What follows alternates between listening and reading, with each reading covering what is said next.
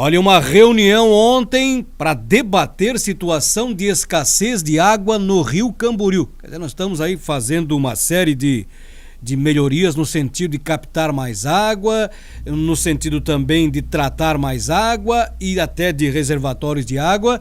Mas e como é que fica a questão do Rio Camboriú? A quantidade de água que nós temos ainda no Rio Camboriú. Vou conversar com o presidente do comitê do Rio Camboriú, Paulo Ricardo Schwingel. Paulo Ricardo, boa tarde. Boa tarde.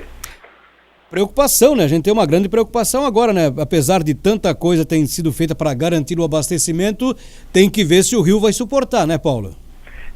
Temos que ver isso, porque este é o nosso mais precioso bem natural, né? E que garante a qualidade de vida que nós temos nesses dois municípios, né? Então, a preservação desse manancial hídrico é fundamental, não só para o governo atual, né, dos dois prefeitos dos dois municípios, né, mas para o futuro, né, porque essas cidades crescem, né, e nós temos uma única fonte de água, né, que pode ser tratada, né, para uso da população. Ontem foi a reunião, diria técnica, né, entre os técnicos dos dois municípios, Camboriú e Balneário Camboriú. Parece ter marcado também uma reunião entre os prefeitos, o Elcio de Camboriú e o Fabrício do Balneário Camboriú, para tratar da questão. Eu recordo-me, Paulo, que há uns 10 anos atrás, ou 9, há muitos anos a gente já ouve falar nessa questão do Rio Camboriú, mas na época presidia a EMASA o engenheiro Ney Clivati. E naquela ocasião, além de lançar o projeto Produtor de Água, se imaginava que precisasse buscar água de outras fontes, talvez o Itajaí-Mirim, para abastecer as duas cidades. Hoje, qual é a possibilidade que a gente vislumbra daqui para frente? E, na verdade, nós temos diferentes possibilidades. Uma coisa que a gente não pode esquecer, que é a primeira, é uma questão prioritária, é a conservação do rio, né? Porque a conservação do rio vai nos dar vazão suficiente para manter as cidades, né? Então, a gente às vezes não pode focar só numa alternativa e esquecendo a preservação do rio. E nós temos observado, nesses 20 anos que eu acompanho a ocupação de solo na bacia hidrográfica do Rio Camboriú, que observa-se que há um aumento de ocupações do solo nessa região. Não só de agricultura, mas condomínios novos, né? E que isso, às vezes, não leva em conta, né, a disponibilidade do recurso água, da disponibilidade hídrica. Então, a primeira coisa é cuidar do Rio Camboriú, né? E o poder público, nesses últimos 20 anos, né, às vezes nem sempre dá atenção devida, né? Então, a gente não pode esperar uma escassez de água para tomar providências mais drásticas. A gente tem que prever, trabalhar antecipadamente. Eu acho que os prefeitos, neste momento, né, estão preocupados com isso e vão tomar posições sobre a solução desse problema, não esperando que falte água na torneira para alguém tomar alguma decisão, né?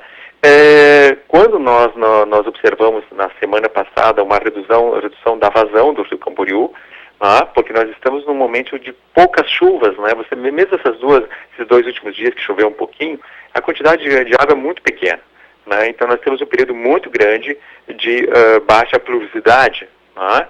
Então nós temos que tomar algumas medidas, não medidas drásticas, mas medidas que a gente tem que se prevenir dessa falta d'água, né? Então eu colocaria algumas medidas que podem ser feitas, né, a curto prazo, né, que são basicamente algumas que estão associadas a um trabalho educativo, né?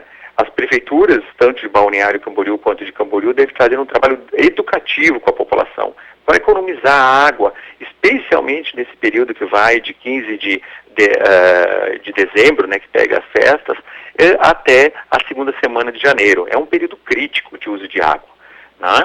Então, nesse período tem que se fazer um trabalho bastante forte e educativo, né? E não só com a população, mas com os turistas, especialmente turistas de Balneário Camboriú, né? Que lamentavelmente, né, muitos desses, mesmo não estando exatamente num hotel, eles tratam Balneário Camboriú como um grande hotel, né? Onde os recursos são totalmente infinitos, mas não é assim, né? Todos têm que ter essa preocupação da disponibilidade de água. Então tem que fazer um trabalho junto a esses turistas para não haver o desperdício de água nesse período. Tá? Então esse é um trabalho não só deste ano, agora, no momento presente, mas um trabalho que Balneário Camboriú deve fazer sempre, todos os anos nesse período. Tá? Então esse é um trabalho educativo.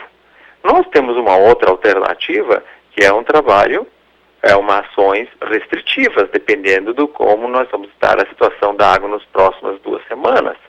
E umas ações restritivas seria diminuir o uso da água através de algum decreto municipal. Por exemplo, nós não termos nessas próximas 2 semanas o uso de água para lavar calçadas, lavar carros, né? Que essa não é o uso prioritário da água. Então essa é uma ação que pode ser feita de imediato, né? Ao mesmo tempo, nós temos um conforto nas praias como Balneário Camboriú, que você tem chuveiro nas praias, e às vezes as pessoas não têm uma avaliação da importância dessa água, e há muito desperdício na beira da praia, nos famosos chuveirinhos da beira da praia. Né? Então isso é algo que pode ser controlado, e obviamente é confortável você sair do mar e ter um chuveirinho na praia. É muito bom isso. Entretanto, é muito melhor que isso é você ter água quando você chega na sua casa, né? Então, o chuveirinho na beira da praia não é uma prioridade, e sim termos água potável na sua casa, né? Então, essa é uma medida também que pode ser feita de controle se nós tivermos algum problema de falta de água, né? Porque os atores que envolvem os chamados usuários de água, né? Que eu acho que é bom uma coisa a gente deixar claro para o ouvinte, que nós, você, nós não somos usuários de água. Nós compramos um serviço de uma empresa, ou seja, no caso de Balneário Camboriú, da EMASA, né, nós compramos um serviço, certo? Nós não somos usuários, nós compramos um serviço. O que é esse serviço? Esse serviço é um serviço que capta a água, ele limpa essa água e distribui essa água. Ou seja, nós não estamos pagando pelo produto água, nós estamos pagando pelo serviço, né? Então nós não somos usuários. Usuários é a EMASA, usuários são os agricultores, né? Então esses são usuários de água. Quem tem aqueles Pesque e Pague lá em Camboriú são usuários de água, né? Então qualquer ação que hoje nós façamos junto aos agricultores para a economia de água, né, junto a quem trabalha lá com a piscicultura, com o Pesque e Pague, né? Para nós faremos algumas ações, pedimos a colaboração na economia de água deles, nós também temos certeza que alguém não vai estar desperdiçando a água na beira da praia, um chuveirinho, né? Então, se o agricultor vai reduzir o seu uso de água, ele está reduzindo a água e um turista está gastando essa água lá na beira da praia, né? Então, essas são ações, medidas que envolvem educação, mas medidas também de contenção dos gastos. Perfeito. Por outro lado, nós temos medidas daí a longo prazo, né? Eu não chamaria de longo prazo, porque esse longo prazo nós não temos mais, né? Ou seja, os 2 municípios não têm esse longo prazo. Longo prazo chama algo na casa dos 10 anos, né? Nós não temos mais manancial hídrico suficiente para nós daqui de 10 e 20 anos, com o crescimento populacional que está havendo no momento. Então nós temos que estabelecer estratégias, né, para que nós tenhamos água num período futuro, né? E uma estratégia básica é a reserva de água bruta. Ou seja, nós temos uma reserva de água. Então hoje o próprio Comitê Camboriú apoia e teve essa iniciativa de nós temos um projeto para a criação de um parque inundável no município de Camboriú, né? E esse parque inundável ele estaria reservando água para períodos de estiagem ou períodos onde a demanda fosse maior, né?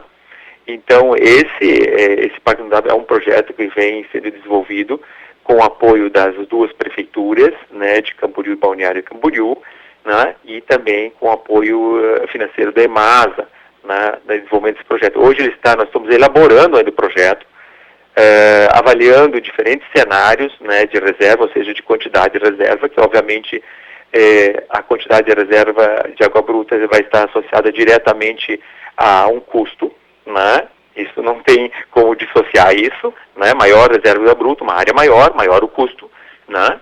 Então essa pode ser uma alternativa muito importante, né? E nós estaremos cuidando da água do Rio Camboriú, que é uma água de boa qualidade, especialmente quando nós comparamos com águas do Itajaí-Mirim, né?